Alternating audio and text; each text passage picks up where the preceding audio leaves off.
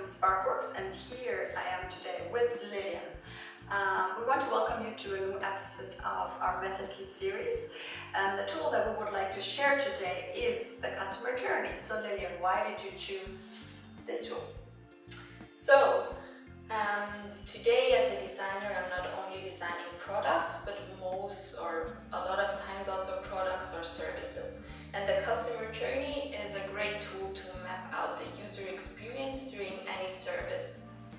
So what exactly is a customer journey?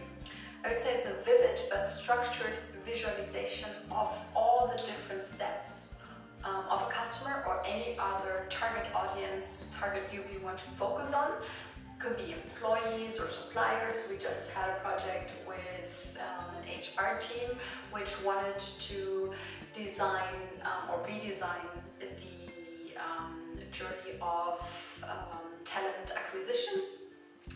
And customer journey was a great tool to map out the different steps. It entails the main phases, then the different steps, touch point goals, and most importantly also emotions. Depending on your project goals, you can obviously customize the content of your journey according to your own needs. So let me give you an example of one of our projects with the city of Zurich about redefining the customer experience of urban space renting services. For this project, we started off with a customer research to really understand also their side of the things. And in this case, we then started by mapping out the main phases of the whole project, because we have a lot of data and it's then hard to see what are the most important points or the pain points. So we started to map out the main phases. If we have a look at the simplified template on this card, Lillian just described the high-level phases on top. Along these phases, you can now define the specific different steps and mark touch points for the different stakeholders, describe the customer's goals for each one of those steps, and most importantly, draw out the emotions. It also works pretty well if you add quotes to the different steps and the emotions. When I mean emotions, I mean the gain and the pain points. With gain points, we mean those steps along the process in which the customer was very happy, very content with the experience. And with pain points, I mean those problematic steps where the process was very effortful, very painful for the customer. And if you highlight those pain and gain points with some quotes, it makes it much easier for people that were not part of the research, that maybe have not the time to talk to customers, to really empathize and understand their perspective. So once the journey is mapped out, what is then the next step? So we said we try to come to pain and gain points along the journey, and those are basically your opportunity spaces.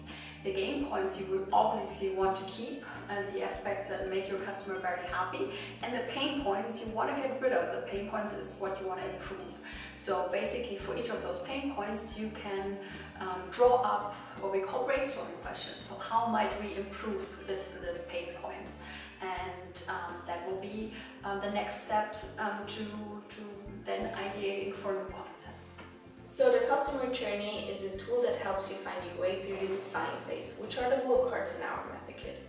Besides that, it's also a great companion along the whole process or the whole project that you're going through, because you can always get back to it and double check or cross check if what you're working on right now is actually aligned with the actual customer journey. So it's also kind of a control thing to make sure that you always keep your customer's perspective in mind.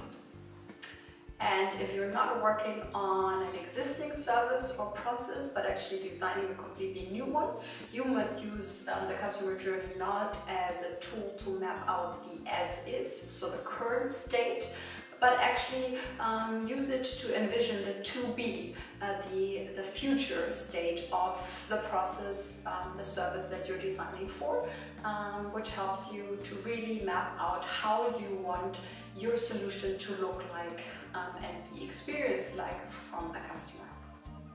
So Lily, can you give our listeners maybe the 2 tips when to use, respectively not to use, customer journeys.